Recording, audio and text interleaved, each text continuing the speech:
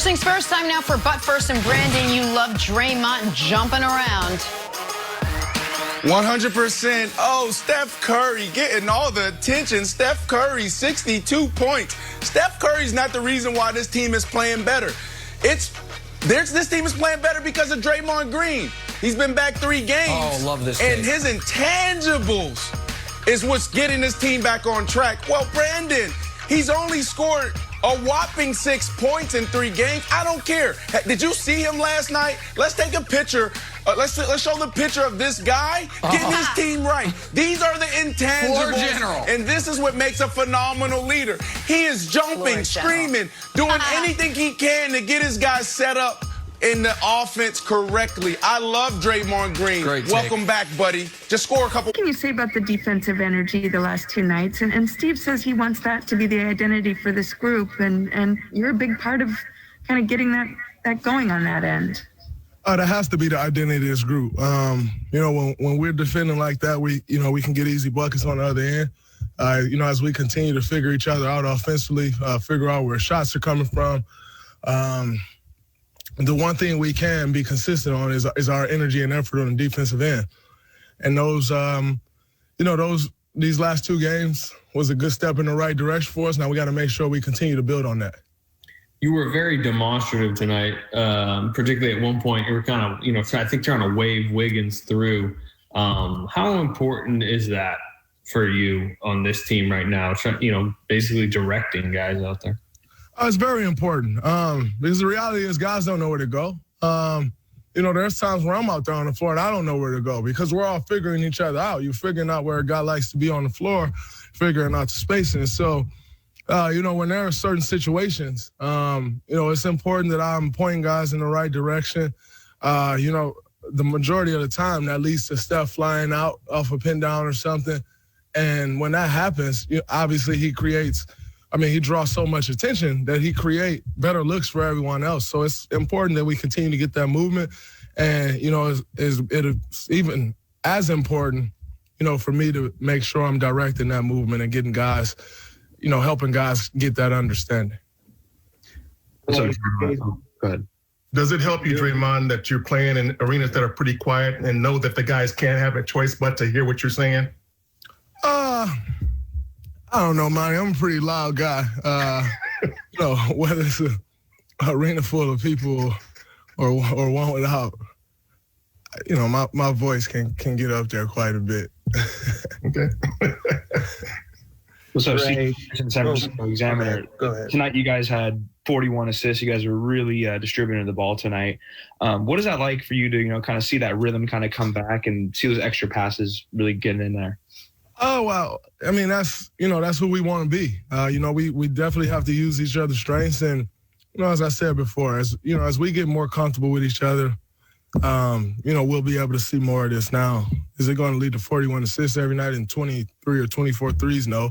But if that's our MO, moving the ball, making the extra pass, using each other, it'll do more good than bad for us. And so we just have to make sure we continue to use that, continue to build on that, and more importantly, continue to trust the next guy. Everybody can make a play. If you don't have it, move it on, trust the next guy. If you got a good shot and one more swing creates a great one, swing it on. What's your impression of Kelly's defensive energy? It's been fantastic. Obviously, and watching Kelly over the years, that's who he is. But playing with him and, the energy that he's bringing on the ball, last couple of nights has really screwed up guys off the other team's offense. And, when you have a guy like that, essentially the head of the snake, guarding a point guard and taking the head of the snake out the game, that's extremely important. He made it tough on De'Aaron tonight, as he did on Dame last night. And, not every night you can play with that same intensity and Dame can go berserk. De'Aaron can go berserk. But nonetheless, as long as he's bringing that effort, it's the NBA. Guys are going to have good nights. But if you're bringing that energy and effort, it's great to have that at the point of attack. And now everybody else can kind of fill in and do their job behind them. Draymond, Connor Letourneau, San Francisco Chronicle. Steph's a guy who needs the offense to really be in a flow, to be at his best. How rewarding is it for you when you can play a role in making sure that you guys are at the right rhythm and in that flow? Steph is the flow. He creates the flow. And so, when he's playing the way he's playing the last two nights, it allows everyone else to get into a flow. And so I disagree a little bit with he needs the offense to be flowing for him. He creates the flow for us, and the rest of us are able to fill it. Floor game was beautiful. And what was really impressive on the offensive end, you saw the split action. Yep. You saw him attack off the dribble, and he didn't have to hunt shots because the offense is starting to flow. You're starting to see him give the ball up. Guys know when to screen for him. And when you have Draymond Green playing that point forward spot, he's always looking to get Steph extra looks. No doubt he was smooth tonight with the three-pointers, with the passing, and then you mentioned Draymond Green. Just a solid all-around game since he's been back. The second straight game. Hassan Whiteside doing what he does so well, blocking shots, 3 of them now, but Kings can't put the ball in the hoop so far. 27% shooting to this point, and they're down by 17. Steph 3 of 6. He's already knocked down a couple of threes, and he has 11 points. And this, of course, in the wake of last night's unbelievable, he did wake up, for sure. Unbelievable night last night when Steph went for 62 points, a new career high for him. It had been 54. He was 18 of 31 from the field. Only hit 8 threes because he's Steph Curry, but 18 of 20 from the free throw line. That's also a career high. And for those who suggested that Steph was on the downhill, maybe a little premature. You think? Yeah, maybe a little bit. Yeah, you think? NBA Twitter sometimes can be unforgiving, man. So a lot of people get out here and they see guys struggling early on, and they say, oh, this guy is washed up, he's done. Listen, Steph has new teammates. He's having to adjust to different types of defensive coverages because the Golden State Warriors no longer shoot the way they used to. And then he didn't get the proper preseason and training camp like everybody else in the NBA. These first 10 games are almost like the preseason. So don't take anything you see too seriously. A lot of these teams, they'll reveal how good they are later on in the season when they get on the same page and in better shape. Well, he and the Warriors hadn't played for 9 months. I mean, that's the fate of these non-bubble teams. They had all that time off. And then, as Brendan points out, Channing, new cast of characters alongside. The Warriors have to play very differently. The spacing is obviously very different for Steph. How big of an adjustment is that? Well, I think that was the biggest question going into the season is Steph has always played with Clay and Draymond and within that system, and he is a 2-time MVP. And I think that we saw last night what he's willing and capable of doing on a consistent basis. Not 63, but once Draymond gets better in shape, once Kelly Oubre starts shooting, once Wiggins. But my biggest question was, how is he going to adjust? How is he going to raise the level of the other guys?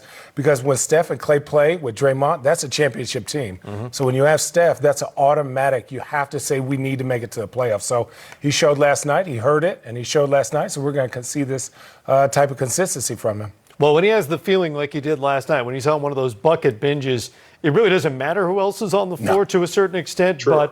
But he's also been great when he had all those other passers and shooters alongside him, all the other skill that the Warriors would put on the floor, even guys like Andrew Bogut going back then, who was such a great passer. Steph wasn't forcing shots. He was just getting them in the flow of the Warriors' offense and out of offensive rebounds and all the other things they do really well. Yes, Steph is great at getting his or playing within the offense, whatever you need him to do. So if you need Steph to, we need you to blend in, he can do that. He dialed his game back when KD was there. If you need Steph to step it up, don't act like he wasn't the unanimous MVP. And so he can do that as well. It's just a little bit different, the offense this year, because Channing will tell you as a guy that played against the Golden State Warriors in the finals, what they really wanted you to do before was chase the ball. They would run a pick and roll. They was hoping you would commit 2 to Steph, and then they would make you chase the ball around the perimeter, and that's where they would get their shots, their drives, their kicks.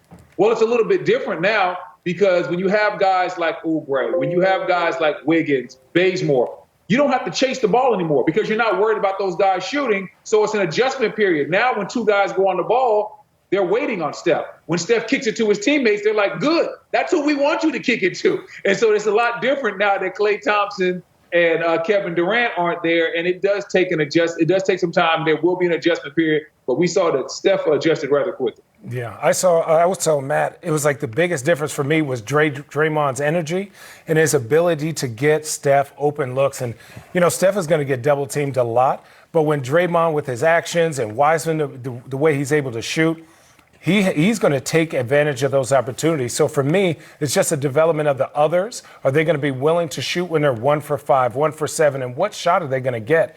And for Steph to be able to continually raise their level as the season goes by and to win games that you're supposed to and to be in games that you're not supposed to.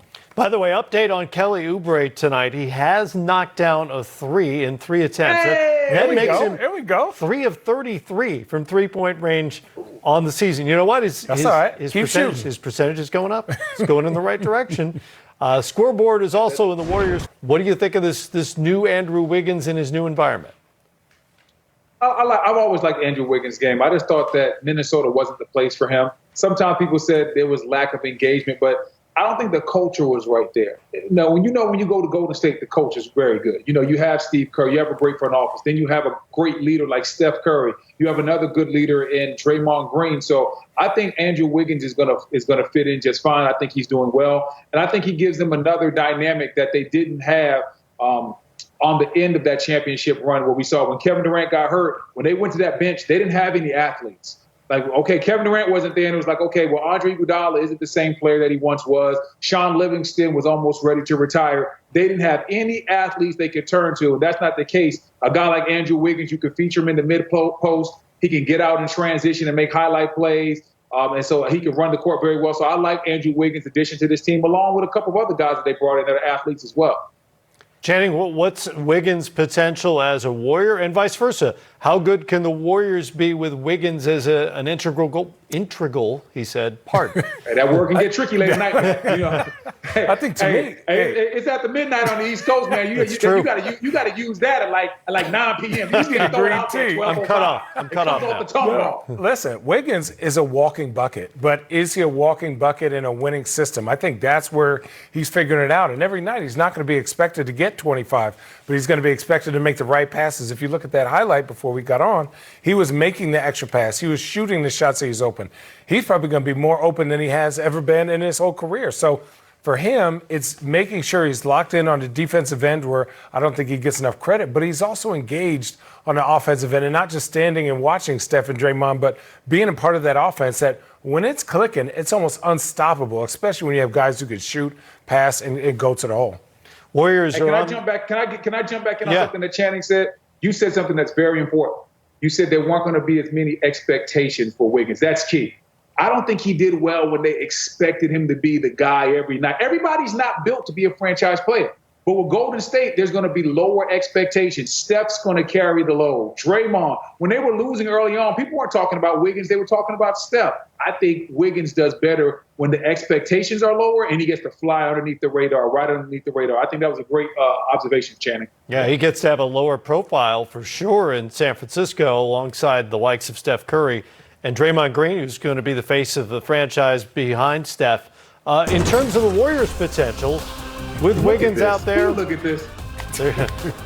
But I know that play, too, which is crazy. I know what he's looking for, which is nuts. What's he looking for? Well, they run this little back screen curl, and Steph would have curled around that and came. Looks like he's trying to call for help.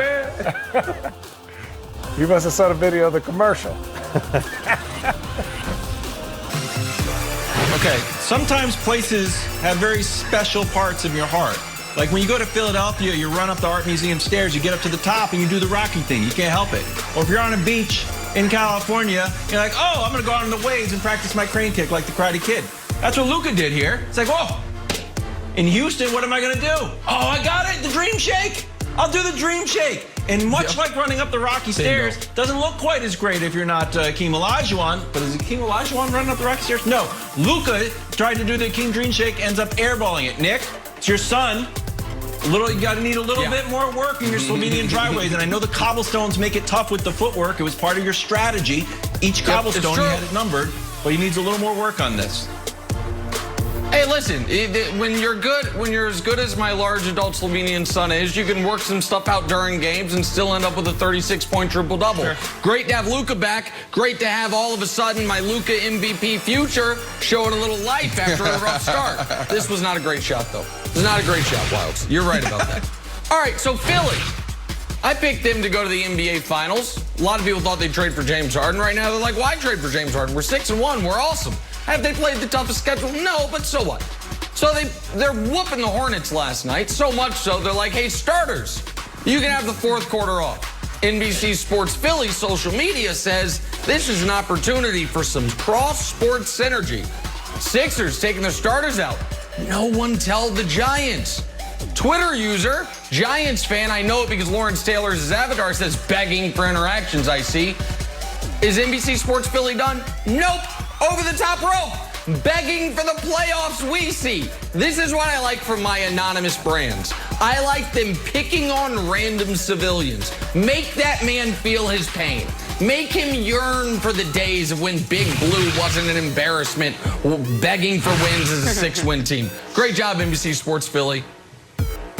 I like it. Hey, I was watching the Miami game last night. I'm looking at these uniforms, and I'm getting increasingly irate just watching what they decided to use as their throwback, throw here, whatever those uniforms are. And I thought about what that yin-yang pool must have been like in the R&D lab. Like, hey, we want something fun and flashy and flamboyant, like a flamingo. No, we want something conservative and strict and blue-ish, like the Eastern Conference champions. No, flamingo. No, Eastern Conference champs. Flamingo, Eastern Conference. I have an idea. We'll go halvesies. Don't make a decision. Make no decision. The non-decision decision. No.